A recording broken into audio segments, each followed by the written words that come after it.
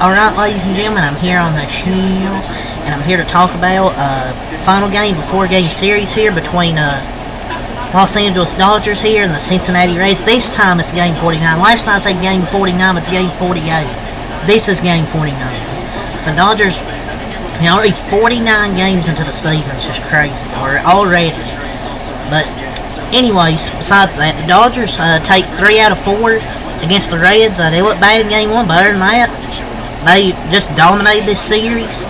Besides that first game, the Reds' offense was pretty lifeless. Again, they had 6 hits for 2 runs. They couldn't come up clutch there in extra innings in the 10th like the Dodgers did. They went down in order.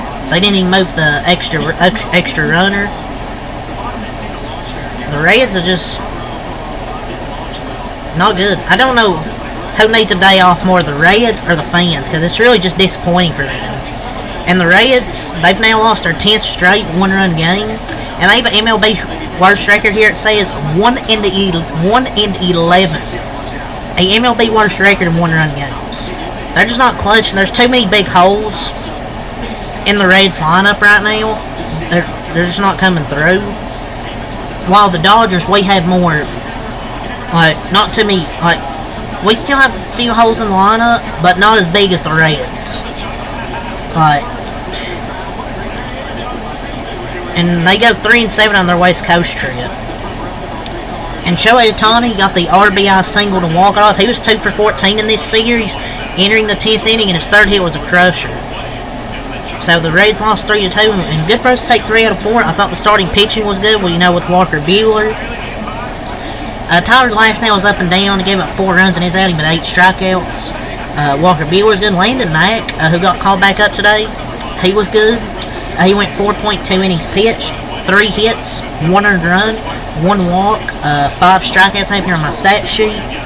He was fantastic. He's been pretty good for the Dodgers. Starting some games. He's looked really good.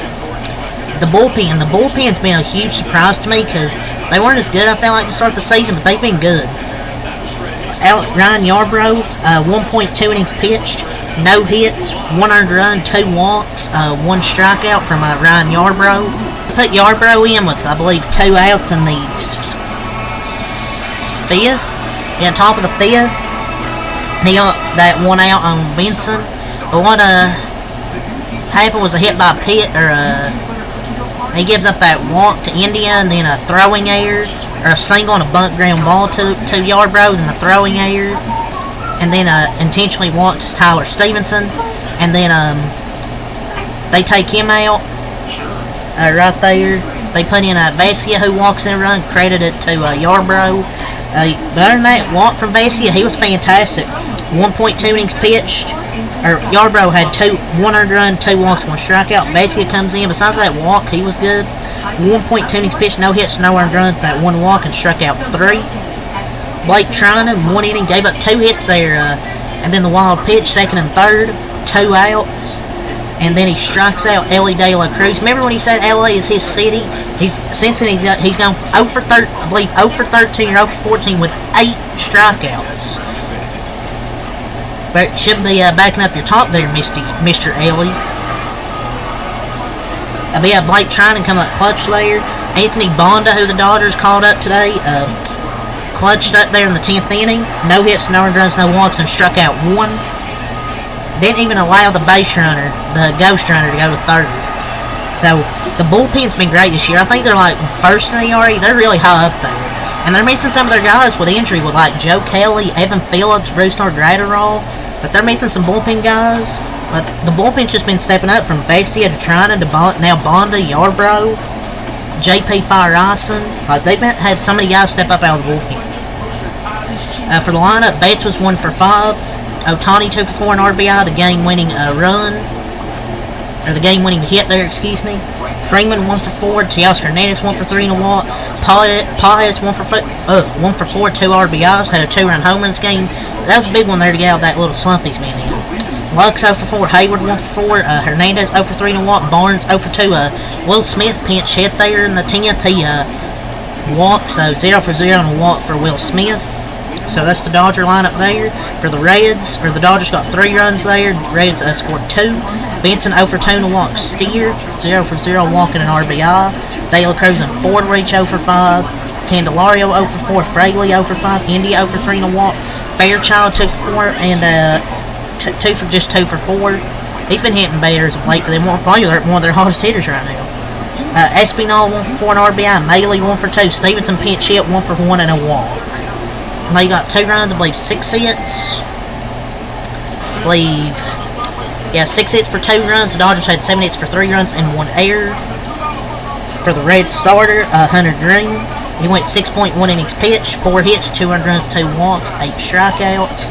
Pretty solid outing from Hunter Green. Besides that 2-run homer, I thought Hunter Green pitched a good game.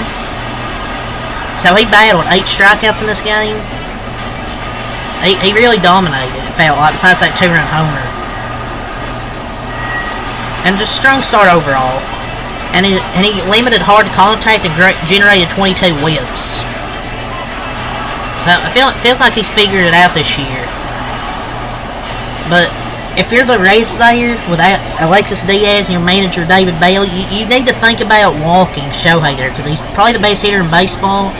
If it was me there, open base, I'm walking Shohei Ohtani.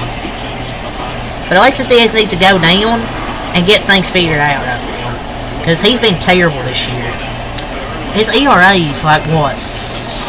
His ERA is like a 7. Like, he's been awful this year compared to last year. But Fernando Cruz, 0.2 innings pitched, no hits, no runs, no walks, 1 strikeout. Sam Mole, 0.2 innings pitched, 2 hits, no runs, no walks, no strikeouts. Emilio Pagan, 1 inning, no hits, no runs, no walks, no strikeouts. He come out, there's some type of injury delay, I don't know why he come out. And Alexis Diaz, 1 inning, 1 hit, 1 earned run, no walks, and 1 strikeout. Or 1 walk, excuse me. So yeah, I thought the pitching for both teams was pretty good, but ultimately it was the Dodgers who finally come through. The Rays didn't get nothing in the 10th. The Dodgers actually won another extra inning game. So that's a good sign, they won another extra inning game. The Dodgers improved to 32-17 here. The Rays dropped to 19-28. So the Dodgers take 3 out of 4. And now the Dodgers, they move on. And now they just got to move on to staying at home, playing the Diamondbacks tomorrow. I think that is a 3 or